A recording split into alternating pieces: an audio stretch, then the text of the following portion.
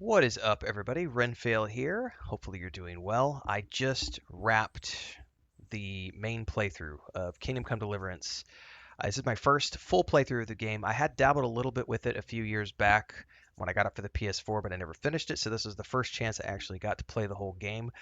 I did not do any of the DLC. I only did the main storyline. I do have the Royal Edition on the PlayStation, so we're going to be diving into the DLC for the rest of January. We'll be dabbling a bit more as we get ready for Kingdom Come Deliverance 2.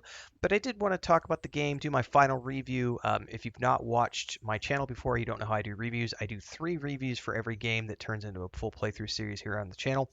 The first is an early thoughts video, which usually happens about 5 to 10 hours after I start the game, my first gameplay session or two. Then I do an initial review around 25 hours into a game, and then I do a final review, which is when I complete a game. And that just happened literally about 5 minutes ago.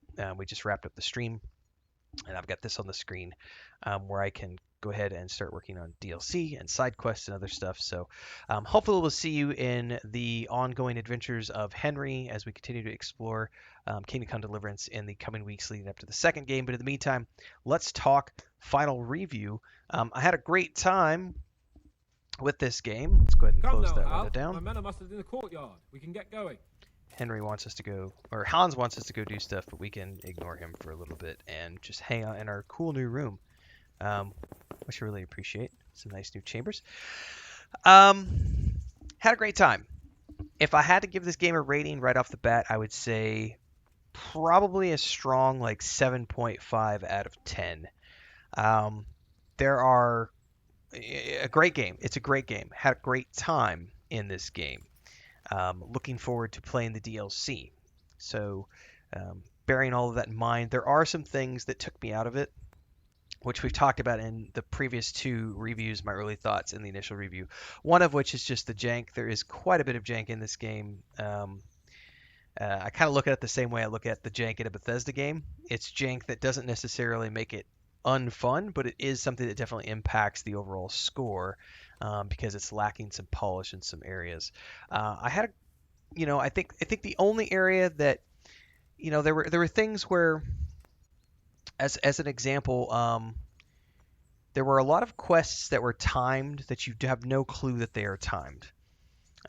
That's something where, from a gamer's perspective, the developer needs to let you know, not just mention to you that, hey, this might be something that's timed, but there needs to be something that says, hey, this is a timed quest, so that you know that you're on a timed quest, so you don't accidentally fail things by inadvertently, getting sidetracked. Because if you're someone like me who gets easily sidetracked with like not just side quests, but things like, oh, I found a book. Let's go read this book and study because I want to get these 2 points in strength from reading this book. And then you read the book and you sleep and then you wake up and you failed a quest because you didn't realize that it was timed. Those kind of things can be annoyances, and that can be solved by simply letting you know that those quests are timed. There were other little things like today, as an example, we needed to put together 30 potions for, I think the quest was called the Siege, and I didn't have the faction to convince the herbalist to make the potions. And it would have been nice if there was a speech related option for me to convince her to make the potions, because as it stood, the only way for me to do that was to be forced into alchemy, and I did not want to have to do alchemy. Alchemy was something where I looked at as an optional activity that was cool if I wanted to do it, but I didn't want to do it because it's not something that's fun to do when you're on the stream. And because I wanted to finish the game today, I was forced to do 2 hours of alchemy, which is not how I wanted to spend the first 2 hours of my stream.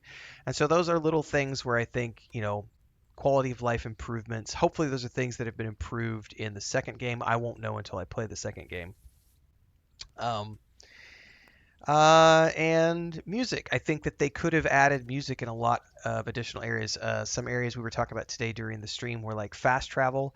When you're fast traveling across the map, it would have been great if there was some um, like passive music during the fast travel sequences. Also, anytime you rest or sleep, it'd be great if while that counter is ticking down as you rest. It would be great if there was some sort of passive music to be going on while that's taking place. Also, it would be great to have some passive music during the crafting sequences. And I don't know if those things are addressed in the second game because, again, we haven't played Kingdom Come Deliverance 2 as of this recording, so we're going to be getting into that soon.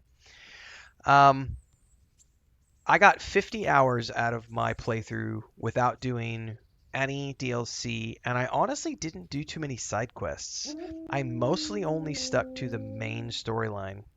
I'm trying to think if there's any side quests that stuck out. I mean, I definitely did Teresa's side quests, but those are the only ones I can think of that were like that jump out at me as things that I definitely went out and did.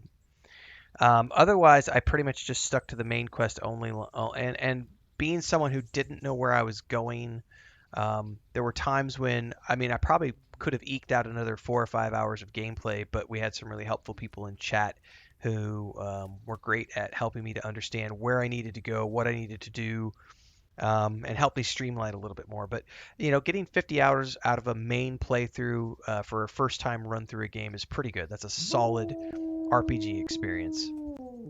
I do appreciate the journey of Henry from being a blacksmith's son to what he ends up as in the service of these lords.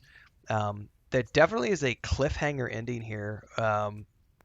As we just saw, Hans is out the door and he's like, "Come meet me," and we know that that immediately leads to what they've got coming with Kingdom Come Deliverance 2 because we've seen all the developer live streams around that game, and we know that Henry and Hans literally are on that journey to deliver the letter that we're left with at the end of this game.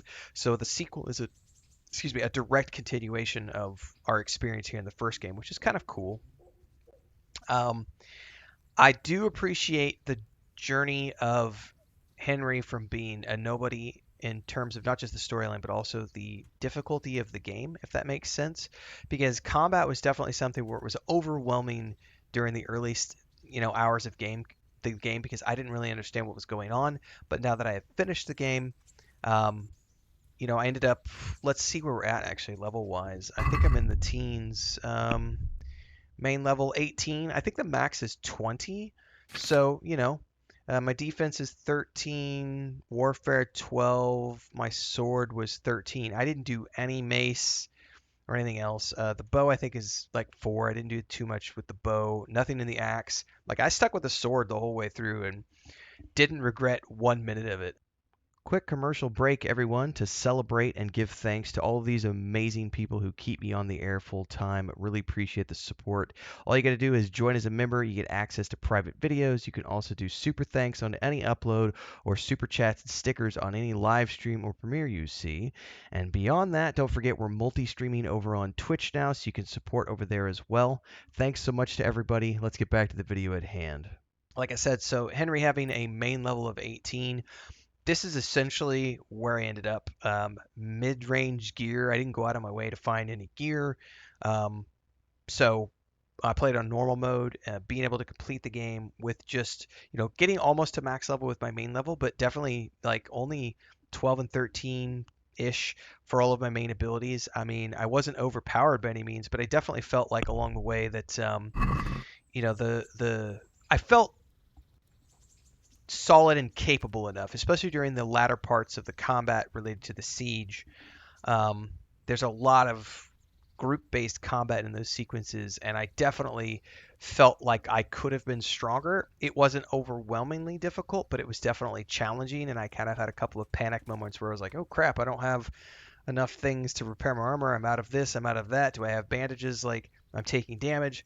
Like even though my main level was high, my abilities were not that high, so it still felt significantly challenging through the most of the gameplay. Like I said, I had a great experience here. The voice acting was phenomenal. The motion capture was great.